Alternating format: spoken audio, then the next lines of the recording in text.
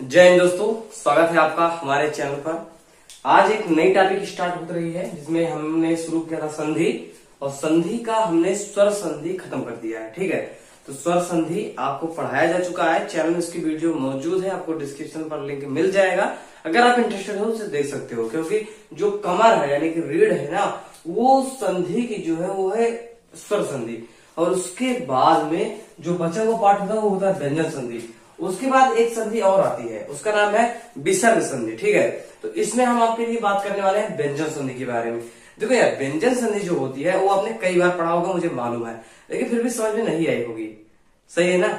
हाँ, तो देखो आज हम आपको जो ट्रिक बताएंगे, खैर हम ट्रिक तो नहीं ज्यादा प्रमोट करते क्योंकि यार ट्रिक अच्छी चीज नहीं होती है, वो बच्चों का समय खराब करता है, आगे चल के लड़के भूल जाते हैं, फिर इनका थोड़ा साइड इफेक्ट होता है। तो देखो यार, हम जो बताते हैं आपको समझाते हैं उस चीज को कि आखिरकार संधि क्या है। जैसे आप संधि समझ लोगे तो आप खुद ही ट्रिक का निर्माण कर सकते हो, लेकिन अगर आप संधि को समझते नहीं हो और ट्रिक ही ट्रिक रख लिए हो तो सही समय आने पर आप भूल जाओगे। ये बात फिक्स है बिल्कुल। ठीक है, तो देखो एक था संधि, आपने अगर आपने वीडियो नहीं देखी उसे देख लीजिएगा। ठीक है, तो संधि के 3 पार्ट हुए। ठीक है, उनमें से पहला हो गया आपका स्वर संधि, दूसरा का हो गया आपका ये जो मैं पढ़ाने चल रहा हूं व्यंजन संधि, और तीसरा होगा आपका विसर्ग। ठीक है, जिनमें से ये हो चुका है, आप चाहो तो वीडियो देख सकते हो, डिस्क्रिप्शन पर लिंक आपको मिलेगा। उसके बाद है आपका व्यंजन, जो कि आज मैं चल रहा हूं शुरू करने। ठीक है, तो इसलिए कहना चाहूंगा कि दोस्त बिल्कुल ध्यान से आप रहिएगा। ये जो टॉपिक है अगर आप एक बार ध्यान से देख लेते हो तो मैं आपको वादा करता हूं दोस्त कि आपको कभी और देखने की आवश्यकता नहीं पड़ेगी। ठीक है, व्यंजन संधि जो होता है वो भैया कहता क्या है कि देखो भाई, अगर आप कोई शब्द लिए हो जिसके 2 पार्ट हैं, ठीक है, इन्हें दोनों का आपको जोड़ना है, तभी क्या होगा, आपका संधि होगा। तो संधि में कहता है कि जो ये पद है ये, तो ये क्या होना चाहिए, ये होना चाहिए हमारा व्यंजन। क्या होना चाहिए? व्यंजन। और इसका जो ये पद है, ये चाहे व्यंजन हो, चाहे स्वर हो, चाहे जो हो, मुझसे कोई मतलब नहीं है। तो कैसे जानोगे ये संधि क्या है, व्यंजन है या स्वर है? तो ये चीज पहचानने को देता है। ठीक है, कि निम्नलिखित ऑप्शनों में से कौन सा व्यंजन संधि का उदाहरण है या व्यंजन संधि विच्छेद का उदाहरण है। ठीक है, तो इस प्रकार से आपको पहचानने को दिया गया रहेगा। तो आप अगर समझे नहीं रहोगे तो इन दोनों को तो आप भूल सकते हो। ठीक है, तो आपके लिए एक नंबर खराब हो सकता है। तो देखो एक उदाहरण ले लेते हैं, जैसे कि सपोज करो वागीश है। ठीक है, ये है वागीश। वागीश का जो संधि विच्छेद होता है, ध्यान से देखिएगा, कभी कभी कहता क्या है कि निम्नलिखित में से कौन सा संधि विच्छेद इस शब्द का सही है। ठीक, ऐसा कुछ देता है। तो वागीश का जो संधि विच्छेद होता है वह होता है वाक धन ईस। ठीक है, क्या कह रहा है, वाक धन ईस, इस ये हो जाता है वागीश। अब ये कैसे होता है मैं आपको बताऊंगा। यहाँ का है फिर भी एक गा में परिवर्तित हो जा रहा है, ये चीज बताऊंगा। तो देखो अगर ये का के नीचे हलंत ये ना होता तो इसमें जा रहे हो क्या है, इसके आखिरी में आ रहा है। क्या आ रहा है? आ रहा है। कैसे आ रहा है? कोई भी व्यंजन जो होता है वह विदाउट स्वर के बोला ही नहीं जा सकता और लिखा जा सकता। देखो कैसे, जैसे का होता है ना, शुद्ध का ये है, अब इसमें हम आ को जोड़ देते हैं, अब दोनों मिलकर क्या हो जाता है, आपका का हो जाता है। लेकिन ये क्या है, यहां पर अगर आप हलत नहीं लगाओगे, इसमें आखिरी शब्द क्या हो जाएगा, आ जाएगा, तो बात खराब हो जाएगी। तो इसका रियलिटी में होता क्या है, ये होता है। अब का आ रहा है, का, ठीक है, जब का आ रहा है तो ये क्या है, व्यंजन है। ठीक है, तो व्यंजन है, तो व्यंजन का मतलब ये संधि कैसे हुई, व्यंजन संधि हुई। यही चीज आपको समझना है। ठीक है, अगर आप यही चीज समझ ले जाते हो, जो कि कई नियम है, इसमें आपको देखने को मिलेगा कि 7 से 8 नियम आपके लिए लागू होंगे। क्या लागू होगा? 7 से 8 नियम। और ये 7-8 नियम इतने इंपॉर्टेंट है कि आपकी पूरी की पूरी संधि जो व्यंजन है वो इन्हीं में डिपेंड रहेगी। और आप अगर सही से नहीं समझते हो तो बाद में आप मिस कर जाओगे एग्जाम हॉल में अपने क्वेश्चन को। ठीक है, देखो इसका जो प्रथम नियम है, नियम नंबर 1, ध्यान से, हो सकता है कि मैं किसी नियम को पहले बता दूं, किसी को बाद बता दूं, ये थोड़ा क्रम का सबका अपना अपना अलग अलग हो जाता है। ठीक है, ये चीज जानते रहिएगा। व्यंजन संधि का कोई भी नियम है जो कि ये पहले कहता है कि अगर किसी भी वर्ग के पहले अक्षर, ध्यान दीजिए, किसी भी वर्ग का जो पहला अक्षर होता है, यानी का, ठीक है, चा, टा, टा, पा, ठीक है, ये क्या हो गए, ये वर्ग के प्रथम अक्षर है।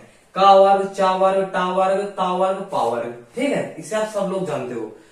इसके बाद, ठीक है, क्या है, इसके बाद कोई भी वर्ण आता है, कहाँ का, तीसरा या चौथा वर्ण, कौन सा, तीसरा या चौथा वर्ण। जैसे एक उदाहरण देख लो, उसके बाद आप समझोगे तो तुम्हें ज्यादा समझ में आएगा, मुझे ऐसा लगता है। देखो, वागीस, क्या जो मैंने पहले बताया था, ठीक है, क्या है वागीस, इसका होता है वाक धन ईस। जब आप रिजल्ट को देख लेते हो ना, उसके बाद तैयारी होती है, थोड़ा अच्छा लगता है। रियलिटी बताओ कैसे, जैसे आप नौकरी करने को सोच रहे हो तो नौकरी के बारे में जान रहे हो, पैसा मिलेगा ना, अपना लाइफ सिक्योर है। जब आप उसके बारे में नहीं जानोगे तो कहाँ तैयारी करोगे किसी चीज की। तो इसी प्रकार से ये है, तो अब आप अच्छी तरह से समझोगे, ठीक है, ये अपना अपना तरीका है।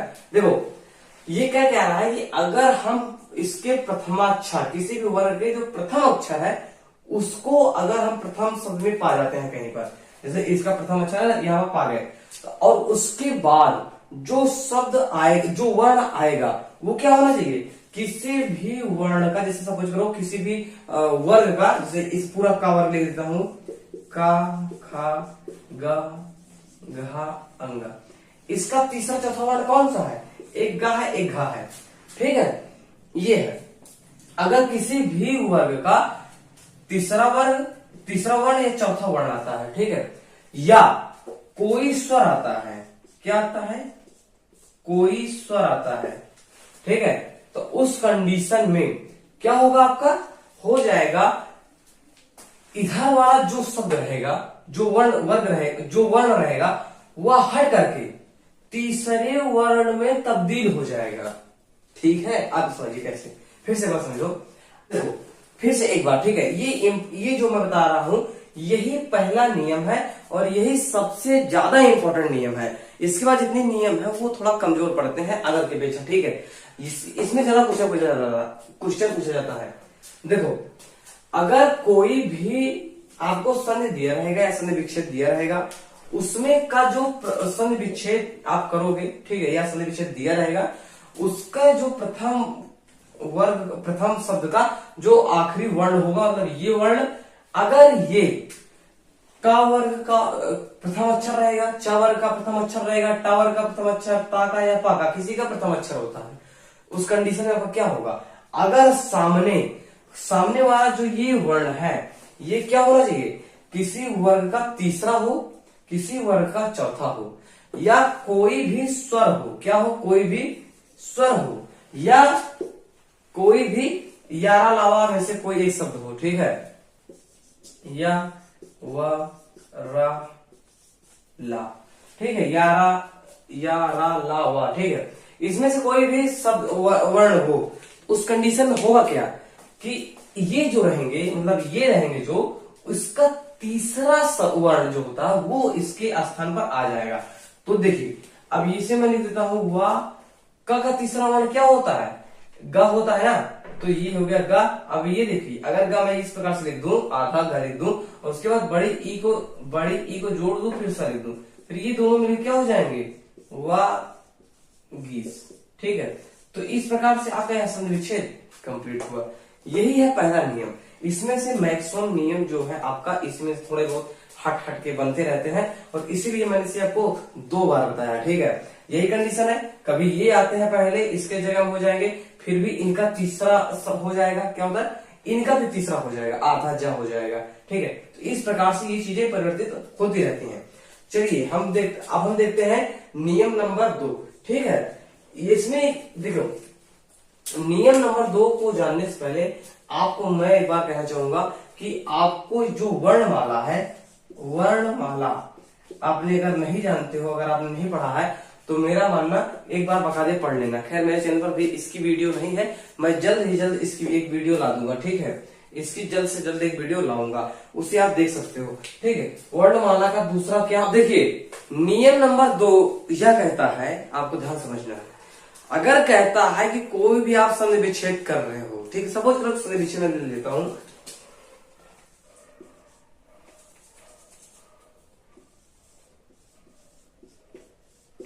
ये है उन्नति। क्या है? उन्नति। इसका जो संधि विच्छेद होता है वह होता है उत्धन नति।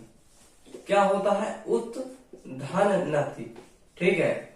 अब देखिए जो नंबर सेकंड का है हमारा, वो कह क्या रहा है? वो कहता है देख भैया, अगर प्रथम शब्द का जो आखिरी वर्ण होगा, ठीक है, उसके बाद में, ठीक है, क्या होता है? उसके बाद में अगर यह खास करके अगर यह प्रथमाक्षर है, ये वाला शब्द क्या है? प्रथमाक्षर है, जैसे पहले बताया था, उसी प्रकार से यह भी अगर प्रथमाक्षर है, अगर उसके बाद सामने कोई भी अनुनासिक वर्ण आता है, अनुनासिक वर्ण मतलब होता है कि जो शब्द प्रायः नाक के सहारे उच्चारित किए जाते हैं, उन्हें अनुनासिक कहते हैं, या इन्हें पंचमाक्षर भी कहते हैं, जो आखिरी में आते हैं। ठीक है। तो देखो, अगर कोई अनुनासिक वर्ण आता है तो उस कंडीशन में इस शब्द के जगह पे, मतलब प्रथम शब्द के आखिरी वर्ण के जगह पर हम इसी का अनुनासिक वर्ण यानी कि पंचमाक्षर लेते हैं। ठीक है। यहाँ पर कुछ भी आ जाए, मतलब कि अनुनासिक शब्द का कोई भी अनुनासिक वर्ण आ जाए, का वर्ग से आखिरी वर्ग तक, तो लेकिन इसके जगह में हम इसी वर्ग का लेंगे। ठीक है। ता वर्ग, तो ता, था, दा, धा, ना, इसका क्या होता है? ना होता है। तो यहाँ पर आधा ना हो जाएगा, उन, अब ये यहाँ पर आगे जुड़ जाएगा, उन्नति। ठीक है। देख सकते हो ये चीज। तो ये नंबर 2 है। नंबर 2 फिर से समझ लीजिए। नंबर 2 कहते हैं कि अगर किसी भी वर्ग का प्रथम अक्षर आता है प्रथम शब्द के आखिरी वर्ण के जगह पर, उस कंडीशन में अगर जस्ट सामने कोई अनुनासिक वर्ण आता है तो अनुनासिक वर्ण किसी भी वर्ग का हो, लेकिन उसके स्थान पर ये जो प्रथम अक्षर है, इसके स्थान पर इसी का अनुनासिक वर्ण जुड़ जाता है। तो यहाँ पर क्या हो जाता है आपका? यहाँ पर हो जाता है आपका नियम नंबर 2। ठीक है। तो आपका उन्नत शब्द देख सकते हो ये कंप्लीट हुआ। 2 नियम आपके कंप्लीट हो चुके हैं। मैं आपसे ये कहना चाहता हूं मित्र कि अगर आप इन सब चीजों को रफ पेन में लिखते चल रहे हो तो आपके लिए बहुत ही लाभकारी होगा। ठीक है। क्योंकि ये चीजें जो होती हैं ये समय के साथ थोड़ा थोड़ा आप भूल सकते हो। रियलिटी बता रहा हूँ। देखो, अपनी कमियां पहचानना एक बहुत ही अच्छी बात है। आप जब पहचानोगे, उसे दूर करोगे, तभी आप एक परफेक्ट इंसान बनने की तरफ बढ़ सकोगे। ठीक है। तो अगर आप अपनी कमियों को नहीं पहचानते हो, कार्य आप नहीं करते हो उसके तरफ, तो आप मतलब फिर नहीं निकलता कोई। ठीक है। अगर आप इन सब जो मैं नियम बोल रहा हूँ, बोर्ड में एक एक नियम को पूर्णतः लिखते रहना संभव नहीं हो पाता कि आप लोग स्क्रीनशॉट ले लो, हटा दो। ठीक है। क्योंकि डिजिटल बोर्ड तो है नहीं, अब इसमें हाथ से लिखना पड़ता है, काफी लंबा समय लग जाता है। ठीक है। तो अगला नियम जो है आपका वो है नंबर 3। ठीक है। नंबर 3 क्या है इसे साफ करके बताऊं। ठीक है। नियम नंबर 2 क्या कह रहे हैं, नियम नंबर 3 क्या कह रहे हैं, इनका बात समझो। ये कहते हैं कि अगर जो प्रथम शब्द का प्रथम वर्ण होता है, ये वाला वर्ण जो होता है, अगर वो अपने गलती से भी यहाँ पर ता, क्या कहते हैं, ता या दा, ध्यान दीजिएगा, अगर प्रथम जो वर्ण होगा वो अगर ता या दा है, क्या ता या दा है, और जो यहाँ का शब्द होगा, मतलब दूसरे का जो प्रथम शब्द होगा, उसके स्थान पर आपका कोई भी वर्ग का क्या होता है, तीसरा होता है। जैसे कि यहाँ पर चा या छा होता है, तीसरा और चौथा। ठीक है। तो उस कंडीशन में इनके और इनके स्थान पर, दो में से एक ही आएंगे और एक के स्थान पर ये जी हो जाएंगे, चा। ठीक है। क्या कह रहे हैं फिर समझो। अगर किसी भी संधि विच्छेद के प्रथम शब्द के आखिरी वर्ण के स्थान पर ता या दा है, ठीक है, ये ता, ये है ता और ये दा है, और उसके जस्ट सामने वाला वर्ण वह चा या छा है, क्या है, चा या छा है, उस कंडीशन में आपका जो ता या दा है वह आधा चा में परिवर्तित हो जाएगा। ठीक है। जैसे इसका होता है उच्छिष्ट, जैसे समझ लो उच्छिष्ट ले लेते हैं, इसका क्या होता है, उच्छिष्ट। ठीक है। इसे ले लेते हैं। अब इसका संधि विच्छेद कैसे होगा, देखिए, उच्छिष्ट का होता है, इस यहां पर हो जाएगा आपका उत्धनछित, छिष्ट। ठीक है। उत्छिष्ट। अब देखिए, ये जो वर्ण है ये आधा ता है, यहाँ पर दा भी हो सकता था। ठीक है। इसे उद्बोधित ऐसा कुछ कह सकते हो। ठीक है। तो ता है, तो यहाँ पर क्या हो जाएगा, ता का सामने छा है ना, देखो ये कह रहा है चा या छा, दो में से एक होना चाहिए। उस स्थान में क्या होगा, छा होगा फिर भी चा हो जाएगा, चा होगा फिर भी चा हो जाएगा। तो इसीलिए जो ता है आधा चा में परिवर्तित हो जाएगा। यही तरह से दोनों मिल करके इसका निर्माण कर देंगे। ठीक है, यही चीज है नियम नंबर 3। अब इसके बाद में क्या है, इसी चीज का थोड़ा और आगे प्रसार हुआ, जिसे हम अगर चाहे तो इसी का पार्ट सिद्ध कर सकते हैं, या तो चाहे एक अलग हम नियम अपने आप से डिक्लेयर कर सकते हैं। जैसे अगर कोई शब्द है और उसका आखिरी जो मैंने बताया वर्ण है ये है ता या दा, और सामने वाला अगर कोई किसी और, ठीक है, किसी और वर्ण का तीसरा या चौथा होता है, किसी भी वर्ण का तीसरा चौथा होता है, तो उसका भी मतलब जो होगा उसका तीसरा वर्ण ही क्या हो जाएगा, इसके स्थान पे हो जाएगा। ठीक है, देखिए अगला नियम क्या है, अगला नियम आपको समझना है क्या होता है।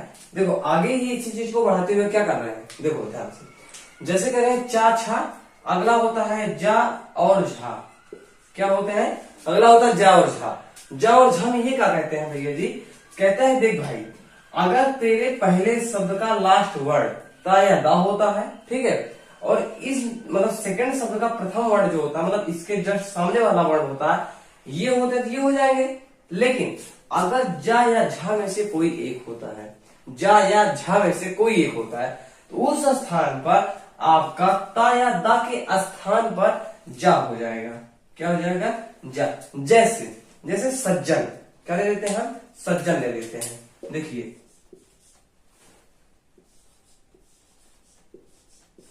क्या हो गया, सज्जन। सज्जन का भी होता है सत धन जन। क्या होता है, सत धन जन। ठीक है, अभी आप ध्यान से देखिए, यहां पर क्या है, अंत में ता है, ठीक है, और उसके बाद यहां पर क्या है, जा है। जा या झा में से दोनों में से कोई एक, तो जा हो गए। तो इसके बाद क्या कहा जा रहा है, इनमें से कोई भी एक होगा तो इनके स्थान पर ये हो जाएंगे। ठीक है, तो इनके स्थान पर इनके स्थान कौन हो जाएगा, ये हो जाएंगे। यहाँ क्या होगा, इसके जगह आधा जा हो जाएगा। ठीक है, सज्जन, और ये जन पूरा है। ठीक है, इस प्रकार से आपका एक और नियम कंप्लीट होता हुआ, नियम नंबर 4 भी कंप्लीट हो गया, या चाहे आप इसे नियम नंबर 3 में ही रख सकते हो। ठीक है, ये आपके ऊपर डिपेंड करता है। ठीक है, अगला नियम होता है आपका चौथा नियम, यानी कोई अगला नियम। अगला नियम आपका ये है कि अगर कोई वर्ण जस्ट ऐसे जैसे हमने बताया है, ठीक है, उनमें से यहाँ पर कोई ता या दा होता है। क्या होता है, ता होता है या दा होता है, और सामने अगर आपका टा ठा डा ढा होता है। ठीक है, इतना चीज ध्यान दे दो, टा ठा डा, और यहाँ पर क्या होता है आपका, ढा होता है। तो उस कंडीशन में इन्हें दो पार्ट में इसे ऐसे जान करिए। ठीक है, इनमें से कह रहा है कि ये जो सामने वाला शब्द है, अगर ये इनमें से कोई एक हो जाता है और ये शब्द इनमें से कोई एक हो जाते हैं, तो उस कंडीशन में क्या होगा, इन दोनों में से कोई एक आएगा तो ये हो जाएंगे, इन दोनों में से कोई एक आएगा तो ये हो जाएंगे। मतलब कि टा और ठा में से कोई आएगा तो टा हो जाएगा, और ढा और डा में कोई आएगा तो डा हो जाएगा। ठीक है, ये नियम है आपका नंबर 5। इन सब चीजों को अगर आप लिखते चलेंगे किसी चीज पर तो आपके लिए लाभकारी है। ठीक है,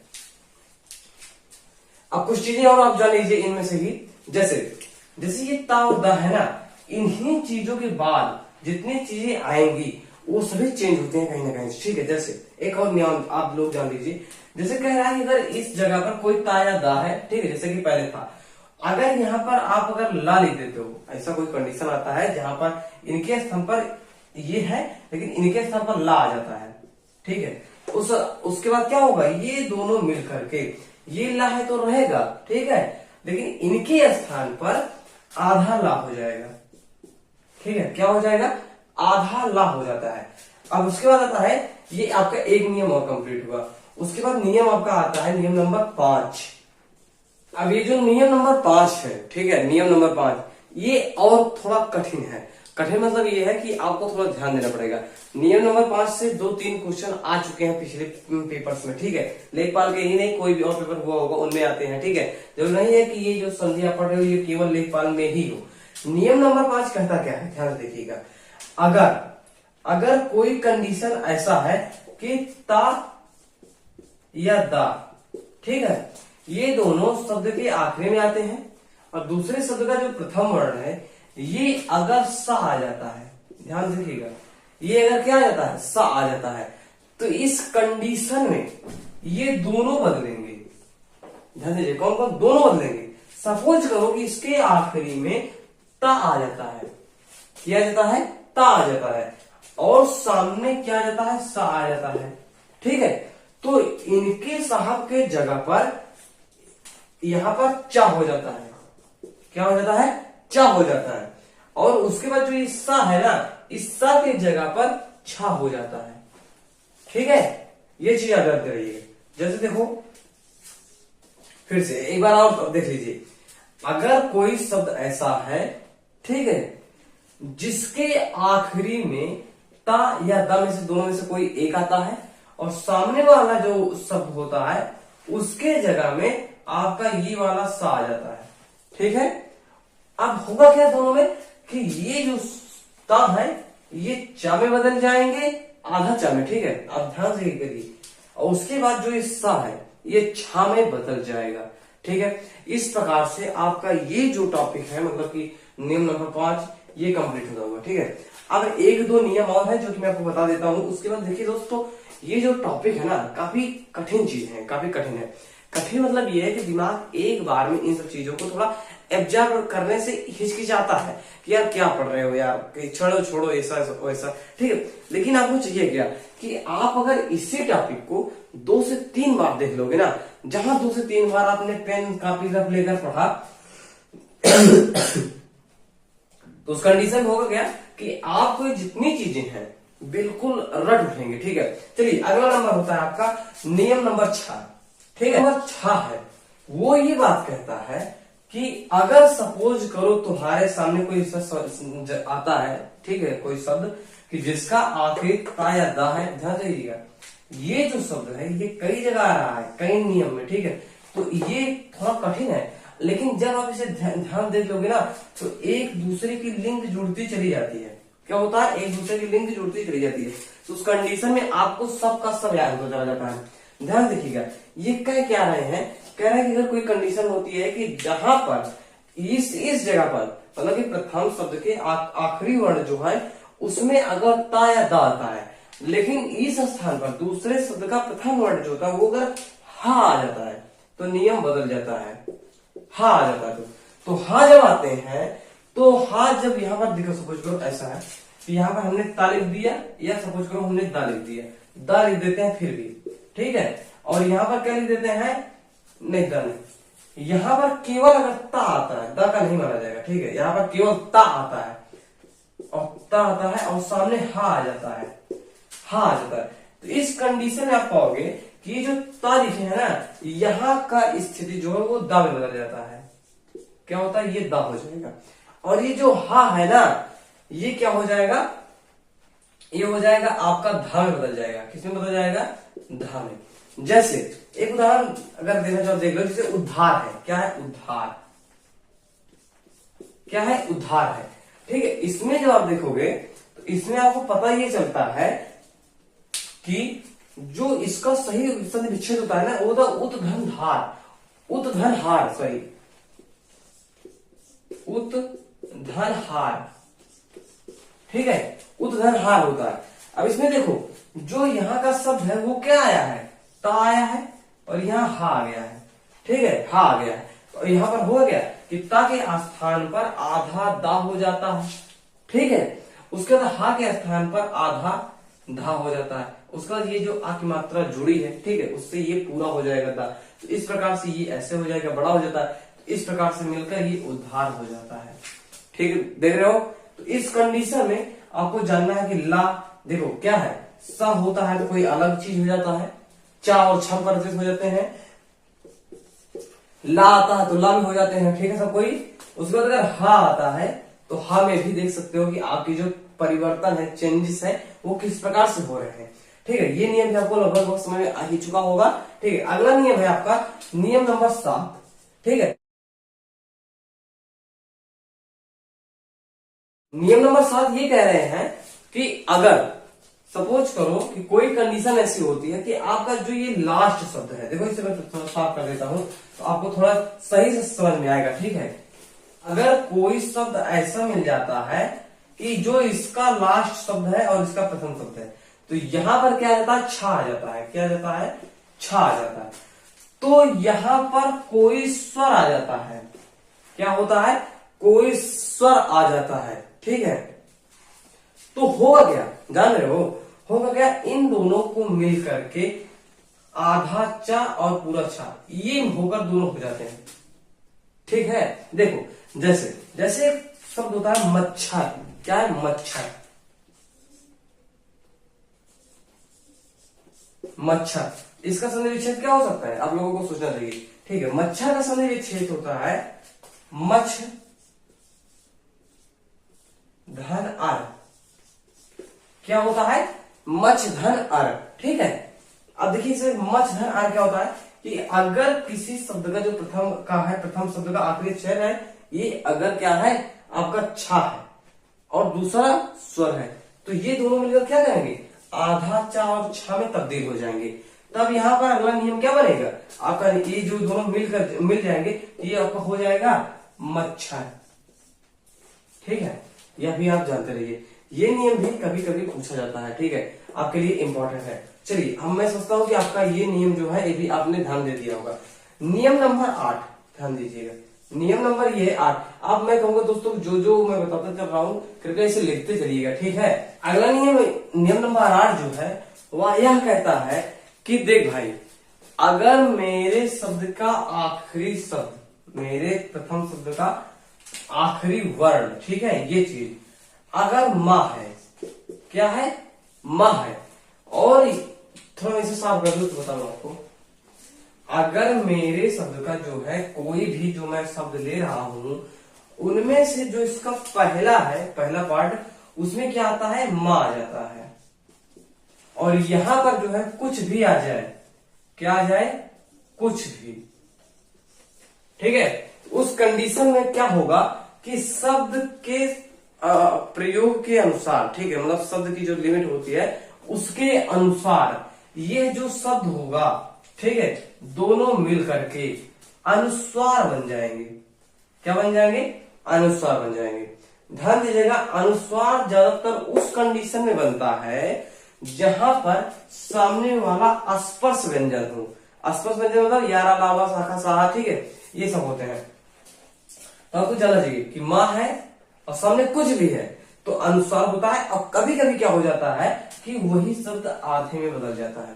ठीक है, लेकिन याद रखिएगा, अगर स्पर्श व्यंजन है, ठीक है, स्पर्श व्यंजन है, तो कभी भी अनुस्वार से अलग कुछ नहीं होगा, केवल अनुस्वार होगा। लेकिन अगर इनसे इतर कुछ भी आता है तो वो कंडीशन को डिपेंड करेगा, जो शब्द बन रहा है वह शुद्धता लिखा कैसे जाता है, ये देखा जाता है। अब वहां पर अगर बनता है तो आप अनुस्वार भी लगा सकते हो, अगर नहीं बनता है, शुद्ध उसका ना हो जाता है, या उसमें क्या होता है, वही शब्द आधा बन के बन रहा होता है, तो उसे उसी जगह पर सेट कर दिया जाता है। ठीक है, तो आशा करते हैं यह भी नियम आपको समझ आ चुका होगा। इसमें एक दो नियम और है। ठीक है, देखिए मैं बात करता हूँ अगले नियम बारे में, जिसका नाम है नियम नंबर 2। अगला नियम ये है कि अभी तक हमने जितने भी नियम पढ़े, वो होता क्या था कि इस तरफ से लागू होता था और इस तरफ का प्रभाव पड़ता था। ठीक है, इस तरफ से शुरू होता, लागू होता था, इसमें प्रभाव पड़ता था। लेकिन अगला जो नियम है कुछ अलग है, और ये आपका लास्ट नियम है, और काफी अच्छा नियम, काफी मस्त नियम है। देखो कैसा नियम है, ये कह रहे हैं कि अगर किसी कंडीशन ऐसा हो जाता है, जैसे सपोज कर लो, मैं आपको एक नियम देता हूं। नियम क्या, एक उदाहरण ले लेते हैं, जैसे ले लेते हैं कौन सा नियम, सपोज करो आप विषम ले लेते हैं। क्या है, विषम, ये है क्या, विषम। ठीक है, विषम का संधि विच्छेद क्या होता है, वि धन सम। ठीक है, ये होता है संधि विच्छेद। अब आप ध्यान से देखिए ये कैसे ये बन रहे हैं, ध्यान दो।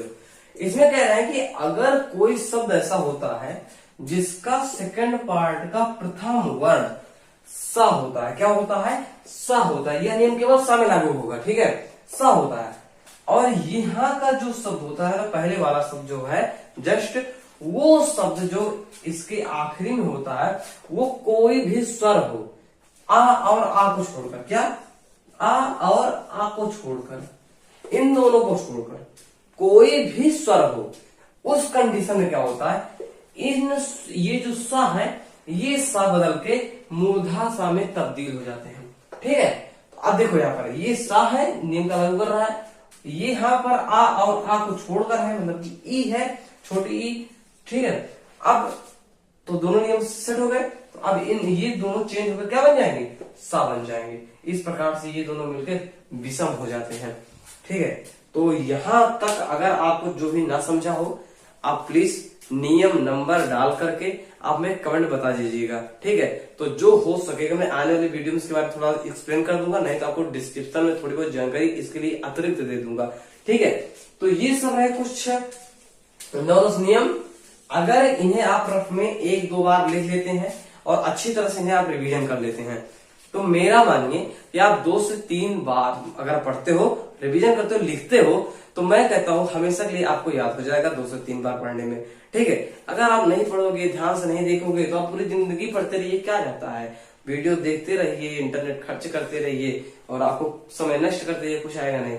लेकिन अगर कोई चीज पढ़ते हो बिल्कुल सही पढ़िएगा। नियम नंबर 1, 2, 3, 4 सभी मैंने आपको बता दिया है। ये जो नियम है आपको 1-2 बार देखोगे थोड़ा कठिन लगता है, लेकिन जैसे आप देखोगे एक एक चीज को समझोगे कह क्या रहा है, आप पूरी वर्ण माला को एक बार लिख लीजिएगा, का, खा, गा, मतलब जितना भी होता है पूरा लिख लीजिएगा। उसमें से क्या कह रहा है, जब आप इस प्रकार से बाई मैप पढ़ोगे इसके, तो उस कंडीशन में आप देखोगे कि आपको थोड़ा इस प्रकार से, मतलब सामान्यतः पढ़ने से अगर आप इस प्रकार से पढ़ोगे उसमें ज्यादा डिफरेंट आता है, आपको जल्दी याद हो जाएगा। तो आशा करते हैं आपको यह वीडियो पसंद आया होगा, तो लाइक करना मत भूलिएगा अगर यह बात सच है कि आपको पसंद आया है। अगर आप भविष्य में भी वीडियो देखना चाहते हो तो चैनल को सब्सक्राइब कर लीजिए, बेल आइकन को ऑन कर लीजिए। अगर आपको लगता है कि वीडियो शेयर करना जरूरी है, कोई और भी देख ले, तो वीडियो को शेयर करना भी मत भूलिएगा। मिलते हैं नए वीडियो पर, तब तक के लिए जय हिंद, वंदे मातरम।